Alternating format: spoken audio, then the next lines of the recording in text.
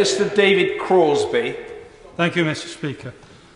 My dad landed in France and ran up the beach on D-Day. If he was alive today, he would tell you that it was the fastest that he ran in his entire life. He would freely admit that as he crouched in the landing craft heading for shore, with bullets pinging off the infrastructure, he was petrified of the doors opening. When they finally opened, Mr. Speaker, his stomach turned over and he went up that beach in full kit faster than Linford Christie. He made it unscathed to the top.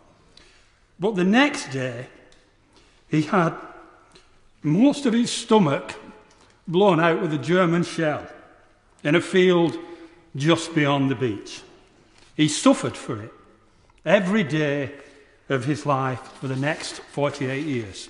And in return, he received a small pension from the government and spent the rest of his life worrying about losing it. He was grateful for the money. And he spent most of it on beer, if the truth was known. But he enjoyed every pint. Was he worth it? Damn right he was. Every penny. Because without him and his mates, there'd be a foreign flag flying over this Parliament. That is assuming that this building existed at all. We owe him, along with thousands of his comrades, a debt of honour. We must never forget them. And the very same applies to our present-day forces. They may be small in number, but when they put their lives on the line, we have a duty to look after them and their families. Of course I'll give way. Would the Honourable Gentleman agree with me that the military power of our great country is and always will be a projection of our economic power, and our economic power has been devastated by the mismanagement of the last government? Well, I'll get to that, Mr. Speaker. As far as our forces are concerned, we don't expect them to join a trade union or allow them to go on strike. So they are entitled to be treated differently. My dad lay in that French field for 2 days before he was found, but he was eventually flown back to the UK and they put him back together. And when he recovered, he voted Labour. And he never missed the opportunity to vote Labour in every election until the day he died. Now, I make that point simply because this is not a party political issue. Many of his comrades returned to vote Conservative and Liberal and other weird things, as was their entitlement, and some didn't bother to vote at all.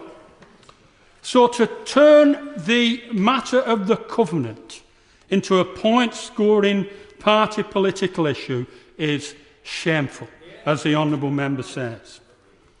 We all know that we're in difficult circumstances, but I don't know what my dad would say about cutting soldiers' allowances at the same time as Barclays pay their investment bankers 20% more. Not to mention making Afghan veterans redundant by email, which is even worse than when John Major made Bosnian frontline veterans redundant by post. I suppose the MOD has at least come up to date for the last time. He did not. Thank you, Mr. Speaker. He didn't do that. I told Bosnian soldiers that they were made redundant personally by waking them up in the morning and telling them as they woke up. Then I gave them the paper. That's wrong. Nevertheless, shameful. But whatever my dad would have said about it, I assure you, it wouldn't be pretty. The truth is that our defence expenditure is already too low and has been for years when measured against our foreign policy aspirations. The most important pound that we earn is the one that we defend ourselves with, defend our families, our country with, whenever we're in danger. When we are at war, it should be the last pound that we cut. And we must certainly never cut it from the people that are prepared to make the ultimate sacrifice for us.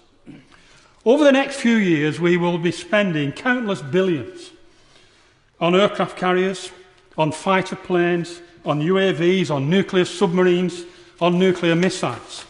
And it will no doubt end up very much more than the MOD's current estimates. So what are we playing at? Cutting a relatively small sum from our armed forces children's education.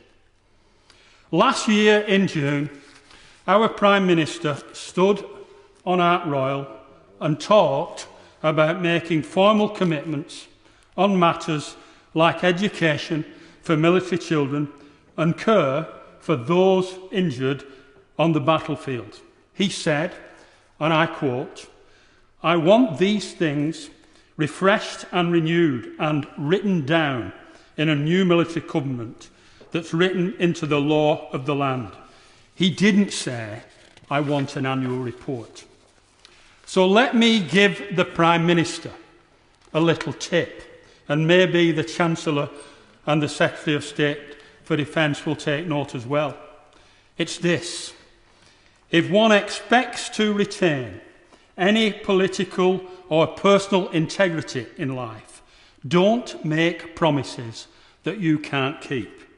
Now, we can perhaps understand Liberals making promises that they don't expect to keep, but the Tories should know better. Yeah.